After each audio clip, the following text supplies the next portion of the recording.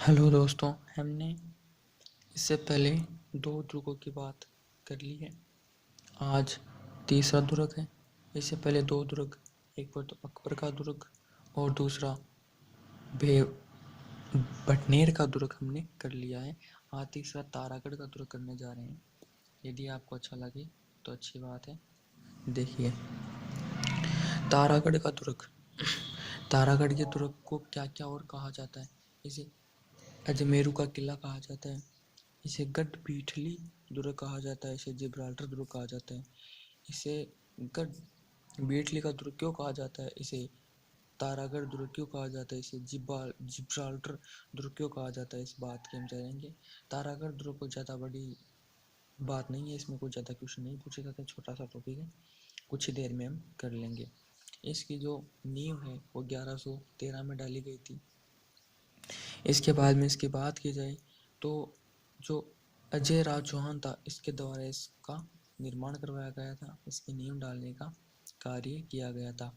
अब ये कहाँ पर स्थित है? नाग पहाड़ी पर स्थित है, तारागढ़ पहाड़ी पर स्थित है, गढ़ बीटली की पहाड़ी पर। ये एक ही नाम है, एक ही पहाड़ी है। इस पहाड़ी के अलग अलग नाम यहाँ पर दर्शाए गए हैं।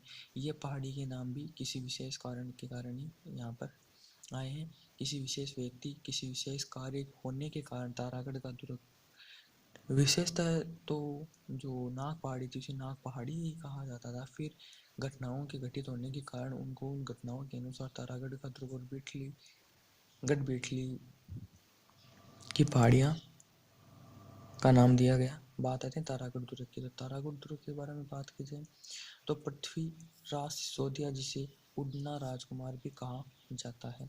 अब उड़ना राजकुमार कहा जाता है, इसने क्या कराया कि इसके चारों ओर परकोटे का निर्माण करवाया।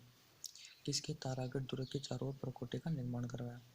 पृथ्वीराज सिसोदिया ने अपनी पत्नी ताराबाई की स्मृति में इस दुर्ग के चारों ओर परकोटे का निर्माण करवाया। इसी कारण तारागढ़ दुर्ग कहा गया। अब तारागढ़ दुर्ग नाम क्यों पड़ा? क्योंकि जो पृथ्वीराज सिसोदिया की पत्नी थी ताराबाई, उसकी स्मृति में इस दुर्ग के चारों ओर क्या बनवाया गया? परकोटा बनवाया गया। और इसी कारण इस पहाड़ी को तारागढ़ पहाड़ी नाम दिया गया। गढ़ पीठली दुर्ग या गढ़ पीठली की पहाड़ियाँ की बात की जाए तो शाहजहाँ था जिसने क्या किया, इस दुर्ग को विठल दास को, एक ये दास था, दास विठल दास को दे दिया। इसने विठल दास को कहा कि ये दुर्ग और जिस कारण इस दुर्ग का नाम क्या पड़ा? बिठली दुर्ग या गढ़ बिठली दुर्ग।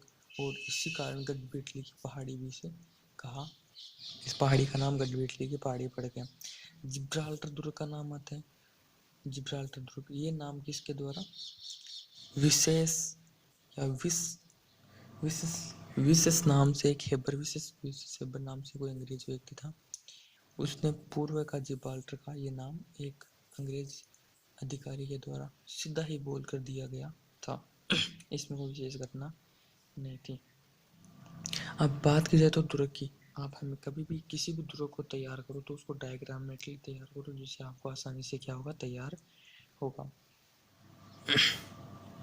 यहाँ पर एक जलाशय पाया जाता है जिसे नाना साहब का झालरा कहा जाता है। क्या कहा जाता है? नाना साहब का झालरा। ये क्वेश्चन बहुत बार पूछा गया, ध्यान रखिए। इनका मूल नाम अजमेरू तारागढ़ दुर्ग, मूल नाम तो अजमेरू तारागढ़ दुर्ग ही था। उसके बाद में यहाँ पर दरगाह हैं, दो दरगाह है। उन दरगाह का नाम क्या है? मीरान साहब की दरगाह और सैयद हुसैन सिगवार की दरगाह है। ये दो दरगाह यहाँ पर विशेष हैं। इसके बाद में आता है, ये बहुत विशेष है भाई, 100% बोल रहा हूँ मैं, घोड़ी की मजार। आपने ये क्वेश्चन देखा भी होगा, पढ़ा भी होगा, सुना भी होगा कि घोड़ी की मजार कहाँ पर स्थित है? ये अजमेर में स्थित है। चने की दाल चढ़ाई जाती है। इस पर क्या चढ़ाई जाती है? चने की दाल चढ़ाई जाती है। ऐसी कौन सी घोड़ी की मजार है जिस पर चने की दाल चढ़ाई जाती है? अजमेर में स्थित है, जिस पर चने की दाल चढ़ाई जाती है। ये मूल नाम आपने हम पहले देख ली थी, नाग पहाड़ी, तारागढ़ पहाड़ी, गढ़ बिठली की पहाड़ी। तो हमारा ये टॉपिक तारागढ़ दुर्ग पूरा होता है। कल किसी दूसरे टॉपिक के साथ आएंगे। धन्यवाद।